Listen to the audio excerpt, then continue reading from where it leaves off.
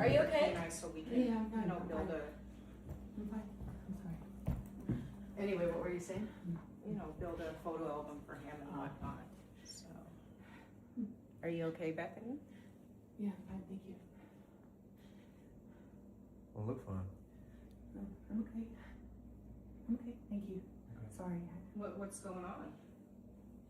I just had a moment. I'm sorry, I didn't mean to interrupt.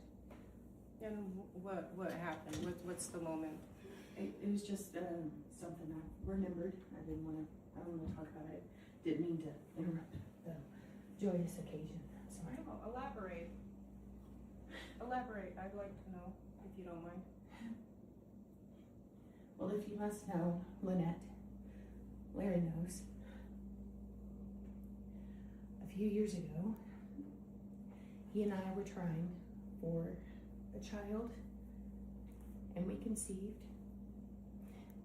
And about 10 weeks into our pregnancy, I miscarried. And it was a very, very tough time for us. And I didn't get to this stage, and I've been very upset that we haven't been able to have another child. And so it's one of the reasons why I really wanted to come up here, to be able to join in on the joyous occasion. I'm really sorry, I didn't mean to interrupt you. It's just very heartbreaking that happened. Sorry. I'm sorry to hear that, Bethany. I didn't know. My apologies. I'm sorry. It's just a big flashback and things I didn't mean for it to happen. It just kind of hit all at once. I didn't mean to. I apologize. And without, I don't mean a lack of compassion when I say this. However, did you really mean, you kind of ruined a moment here for Kaylee and her baby and everybody being able to experience it. You kind of pivoted the energy toward you again. In this moment it had to happen right now. Are you kidding right now, Lynnette? No, are you kidding me? The whole idea was everybody to come up here, and the attention was on Kaylee, Jaden, and Kenai, but somehow you seem to take this soap opera moment and pivot it toward you again. Are you hearing this, Larry? I didn't know that was going to trigger something in me. I didn't know that was going to happen. I've done fine for a very long time. I was very excited to share this experience, but I didn't know that was going to give me some sort of flashback. And like I said, I'm very sorry that happened. But it's a very traumatizing thing when you go through a miscarriage. And I can't help it that I did Apologies. Sincerely, apologies. However, you have known the whole time that you were coming to Montana for this experience. And I'm sure you thought about it then. Maybe you could have really checked your emotions back in Georgia. You really took a moment from them, Bethany. And I apologize for that. It wasn't on purpose, but your lack of compassion right now is very, very overwhelming as well. For the baby you know what? too. It's not a lack of compassion. I'm just confronting you because I kind of expected this. I kind of figured you were going to pivot the energy toward you again, but you have to know, Bethany, there is a time and place for everything. And this wasn't it. Well, this right here is not it either. This isn't it. I can't deal with that right now. I apologize sincerely.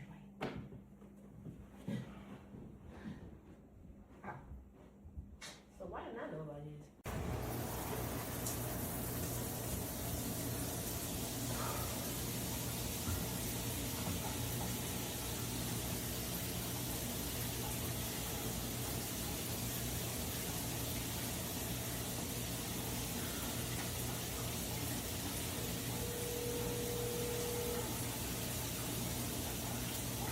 Has been forwarded to voicemail.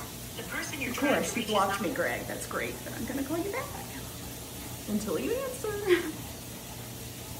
Please leave your message for 40. One more time. Okay. The call has been forwarded to voicemail. The person you're trying to reach is not available. At the tone, please record your message. When you have finished recording, you may hang up. Listen here, you sorry sack and excuse of a human. You think that it's okay to go behind my back and get Lynnette, who beat me up, by the way, in Montana to testify?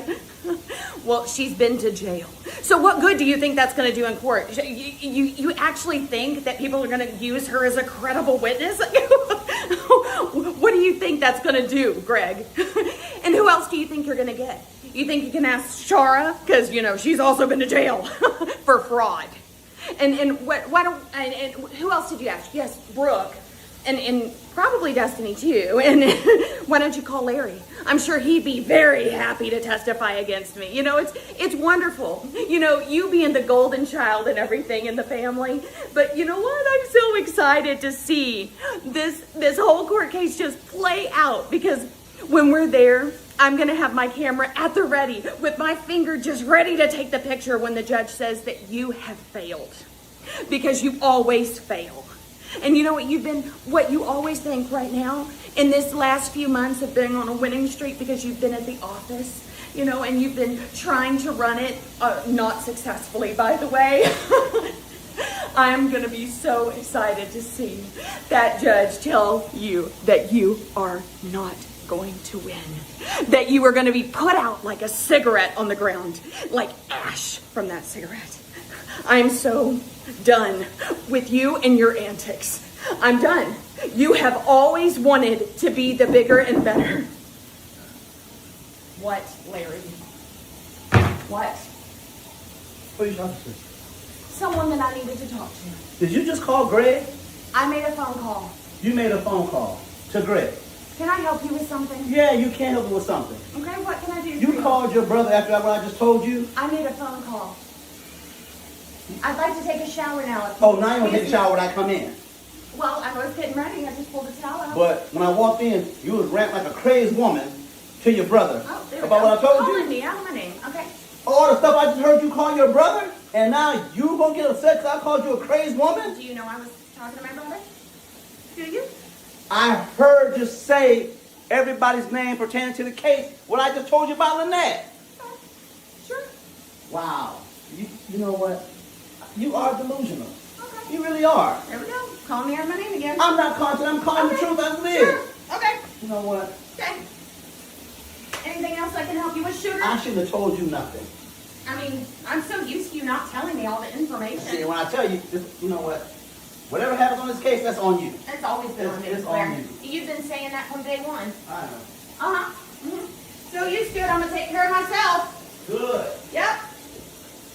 So excited to do everything on my own like I've been doing for the last, year of our marriage? Hey, scream at the water, don't scream at me. No! I can scream at you all I want. Oh, you sound real foolish in this. Well, whatever. At least it's louder than your snoring. Nothing about your voice. I'll always make my voice louder than you so I don't have to listen to you.